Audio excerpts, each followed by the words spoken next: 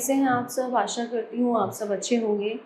आइए आज हम शुरू करते हैं। हिंदी का पाठ है ये आत्मनिर्भर। विद्वानों का ये कथन बिल्कुल ठीक है कि नम्रता ही स्वतंत्रता की धात्री व माता है। नम्रता मतलब जितने आप सॉफ्ट स्पोकन रहोगे, ठीक है ना, विनम्र भाव के रहोगे, हृदय में दयालुता रखोगे, ठीक है। लोग भ्रमवश अहंकार वृत्ति को उसकी माता समझ बैठते हैं, पर वह उसकी सौतेली माता है जो उसका सत्यानाश करती है, ठीक है।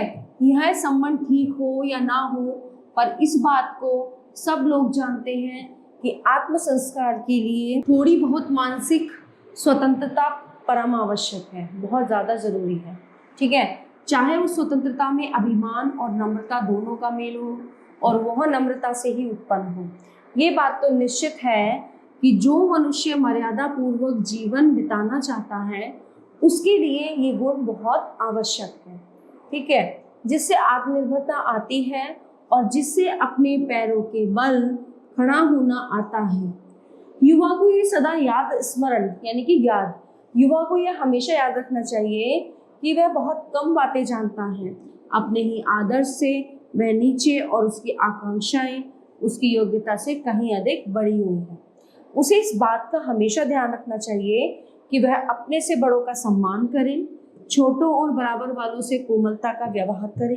ये सारी बातें आत्म मर्यादा के लिए अति आवश्यक। ये सारा संसार जो कुछ हम हैं और जो कुछ हमारा है, हमारी आत्मा, हमारे कर्म, हमारे भोग, हमारे घर की और बाहर की दशा, हमारे बहुत से अवगुण और बड़े गुण इसी बात की आवश्यकता प्रकट करते हैं कि हमें अपनी आत्मा को नम्र रखना चाहिए।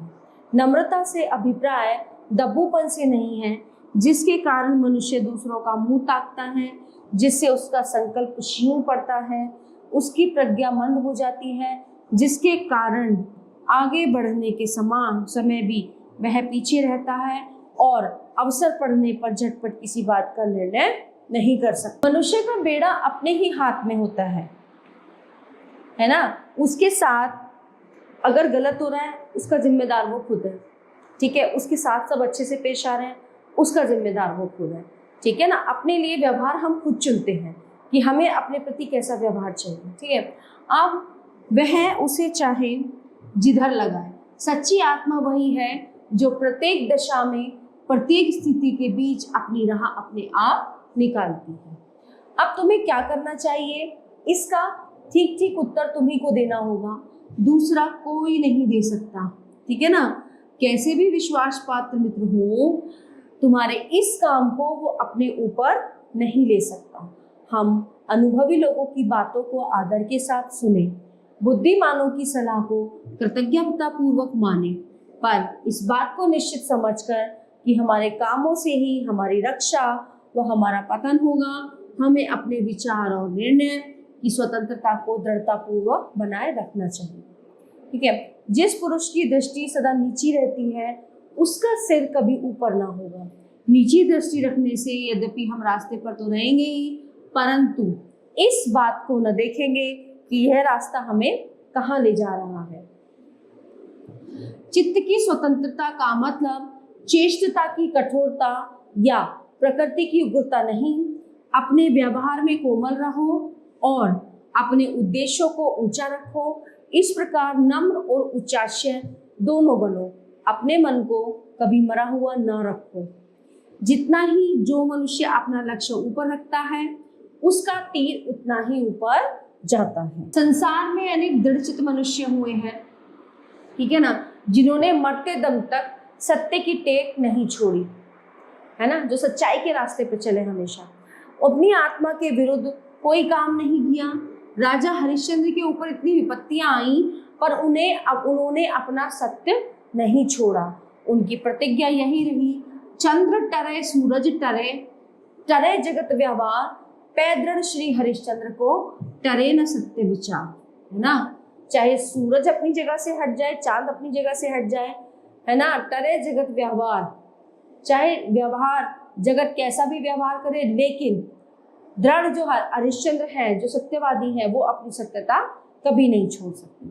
महाराणा प्रताप जंगल जंगल मारे फिरते थे, अपनी स्त्री और बच्चों को भूख से तड़पते देखते थे, परंतु उन्होंने उन लोगों की बात ना मानी जिन्होंने अधीनता पूर्वक जीते रहने की सम्मति दी थी, है ना। स्वाभिमानी बहुत थे, क्योंकि वे जानते थे कि मर्यादा की चिंता जितनी स्वयं को हो सकती है उतनी दूसरों को नहीं। एक बार रोमन राजनीतिक बलवाइयों के हाथ में पड़ गया। बलवाइयों ने उससे व्यंग्यपूर्ण पूछा, अब तेरा किला कहाँ है? उसने हृदय पर हाथ रखकर उत्तर दिया, यहाँ ज्ञान के जिज्ञासुओं के लिए ये बड़ा गढ़ है। मैं निश्चय पूर्वक कहता हूँ, ठीक है ना, कि जो युवा पुरुष सब बातों में दूसरे का सहारा चाहते हैं, जो हमेशा एक न एक नया अगुआ ढूंढा करते हैं और उनके अनुयायी बना करते हैं, है ना, वे आत्म संस्कार के कार्य में उन्नति नहीं कर सकते। उन्हें स्वयं विचार करना, अपनी सम्मति आप स्थिर करना, दूसरों की उचित बातों का मूल्य समझते हुए भी उनका अंधभक्त ना होना सीखना चाहिए। तुलसीदास जी को संसार में जो इतनी सर्वप्रियता और कीर्ति प्राप्त हुई, उनका दीर्घ जीवन जो इतना महत्वमय और शांति में रहा, सब इसी मानसिक स्वतंत्रता, निर्द्वंदता और आत्मनिर्भरता के कारण। वहीं उनके समकालीन के शब्दाश को देखिए, जो जीवन भर विलासी राजाओं के हाथ की कठपुतली बने रहे। आत्म स्वतंत्रता की ओर कम ध्यान दिया और अंत में स्वयं अपनी बुरी गति को की। एक इतिहासकार कहता है, प्रत्येक मनुष्य का भाग्य उसके हाथ में है। प्रत्येक मनुष्य अपना जीवन निर्वाह श्रेष्ठ रीति से कर सकता है। यही मैंने किया है और यदि अवसर मिले तो यही करूं। इसे चाहे स्वतंत्रता कहो, चाहे आत्मनिर्भरता कहो, चाहे स्वावलंबन कहो, यही वह भाव है जिससे मनुष्य और दास में भेद ज्ञान पड़ता है। यह वही भाव है जिसकी प्रेरणा से राम लक्ष्मण ने घर से निकल के बड़े बड़े पराक्रमी वीरों पर विजय प्राप्त की, है ना। ये वही भाव है जिसकी प्रेरणा से हनुमान ने अकेले सीता की खोज की और यही भाव है जिसकी प्रेरणा से कोलंबस ने अमेरिका समान बड़ा महाद्वीप ढूंढ निकाला।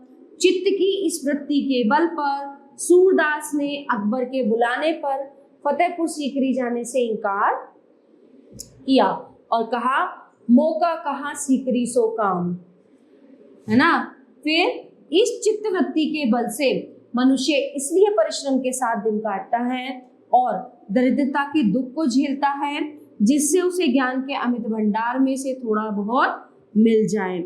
इसी चित्तवृत्ति के प्रभाव से हम प्रलोभनों का निर्माण करके उन्हें पद दलित करते हैं, कुमंत्रणाओं का तिरस्कार करते हैं और शुद्ध चरित्र के लोगों से प्रेम और उनकी रक्षा करते हैं। इसी चित्तवृत्ति के प्रभाव से युवा पुरुष कार्यालयों में शांति और सच्चे से रह सकते हैं और उन लोगों की बातों में नहीं अपनी साथ बुराई के गड्ढे में गिरना।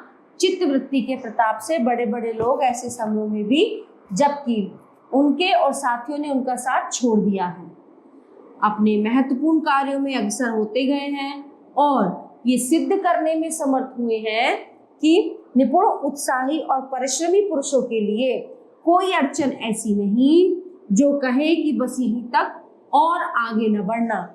इसी चित्तवृत्ति की दृढ़ता के सहारे दरिद्र लोग दरिद्रता और अनपढ़ लोग अज्ञता से निकलकर उन्नत हुए हैं तथा उद्योगी और अध्यवसायी लोगों ने अपनी समृद्धि का मार्ग निकाला है।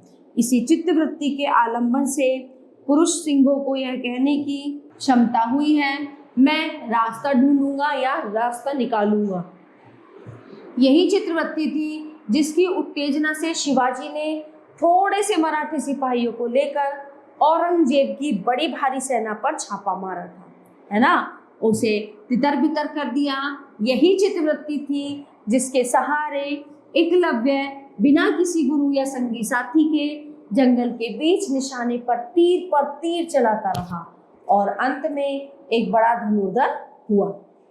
यही चित्तवृत्ति है जो मनुष्य को सामान्य जनों से उच्च बनाती है, उसके जीवन को सार्थक और उद्देश्यपूर्ण करती है तथा उसे उत्तम संस्कारों को ग्रहण करने के योग्य बनाती है।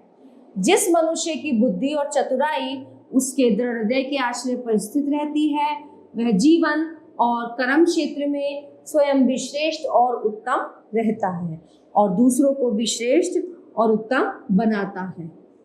ठीक है ना। प्रसिद्ध उपन्यासकार स्कॉट एक बार ऋण के बोझ से बिल्कुल दब गए थे। ऋण यानी कि लोन, कर्जा, है ना। मित्रों ने उनकी सहायता करनी चाहिए पर उन्होंने ये बात स्वीकार नहीं की और स्वयं अपनी प्रतिभा का सहारा लेकर अनेक उपन्यास थोड़े समय के बीच लिखकर लाखों रुपए का ऋण अपने सिर से उतार दिया। ठीक है ना। इसको कहते हैं आत्मनिर्भरता, यानी कि सेल्फ डिपेंड होना, किसी दूसरे पे डिपेंड ना होना, किसी दूसरे के ऊपर निर्भर ना होना। ये ना सोचना कि अरे चलो ये मेरा काम कर देगा या इससे मेरा काम चल जाएगा। नहीं, हमें खुद करना होगा, खुद बढ़ना होगा और खुद अपने लिए आत्मनिर्भर बनना होगा।